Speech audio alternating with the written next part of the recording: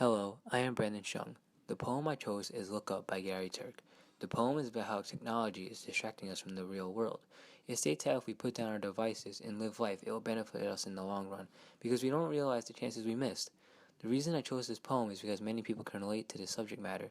The way the author portrays his message is really amazing. He discusses all the major points of today's society and how all technology in the world is actually hurting us. In hope for a change, he believes we can all make a difference in our lives. Hope you enjoy. I have 422 friends, yet I am lonely. I speak to all of them every day, yet none of them really know me. The problem I have sits in the space in between, looking into their eyes or a name on a screen. I took a step back and opened my eyes. I looked around and realized this media we call social is anything but. When we open our computers and it's our doors we shut. All this technology we have is just an illusion. Community, companionship, a sense of inclusion.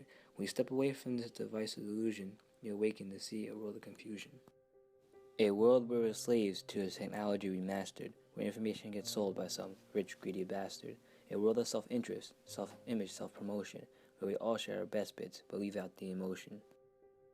We're at our most happy with the experience we share, but is it the same if no one is there? Be there for your friends and they'll be there too, but no one will be if a group message will do. We edit and exaggerate, crave adulation. We pretend not to notice the social isolation. We put our words into order till our lives are glistening. We don't even know if anyone is listening.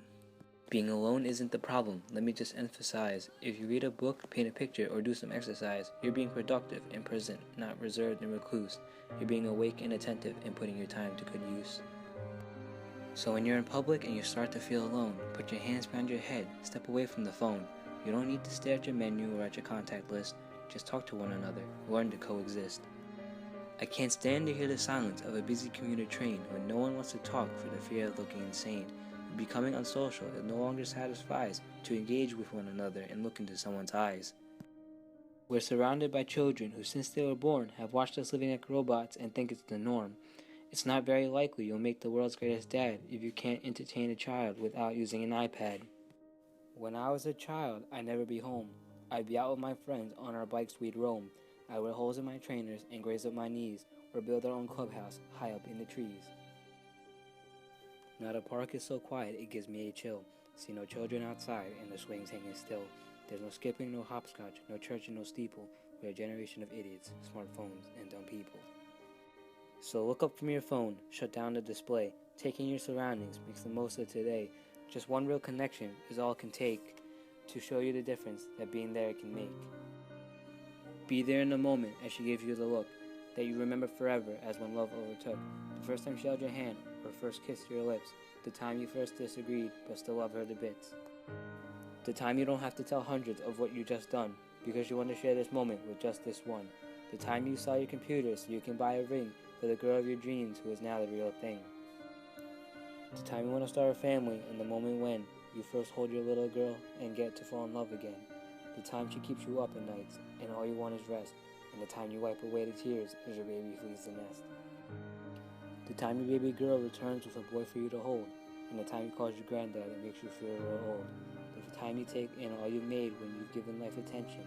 And how you're really glad you didn't waste it by looking down at some invention.